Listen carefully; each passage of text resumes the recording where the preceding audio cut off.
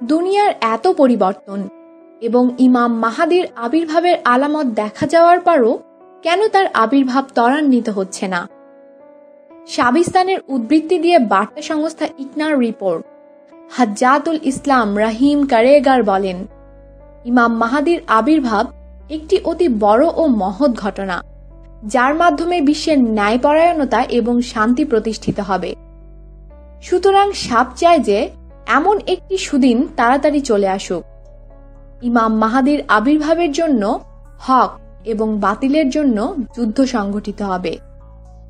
বাতিলের পথে থাকতে সুফিয়ানি, ইয়াহুদি, আমেরিকা এবং তাদের আরব দাসেরা, আর হকের পথে থাকবে ইমাম মাহাদির সাহায্যকারী শিয়া মুসলিমরা। ইমাম মাহাদির আবির্ভাবের জন্য শিয়াদের মধ্যে থেকেও খাঁটি শিয়াদেরকে বেছে নেওয়া হবে। সবাই ইমাম মাহাদির অনুসারী হওয়ার তৌফিক অর্জন করতে পারবেন না। বাতিলের বিরুদ্ধে বিজয়ের জন্য ইমাম মাহাদির আবির্ভাবের পূর্বে হকপন্থীদেরকে প্রয়োজনীয় শক্তি অর্জন করতে হবে। তা না হলে বাতিলকে প্রতিহত করা যাবে না। সুতরাং ইরান, ইরাক, আফগানিস্তান, ইয়েমেনে, সিরিয়া সহ সকল মুসলমানদেরকে সেই শক্তি অর্জন করতে হবে।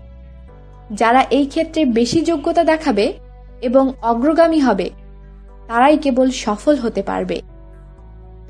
আমাদের সাথেই থাকুন আর সাবস্ক্রাইব করুন।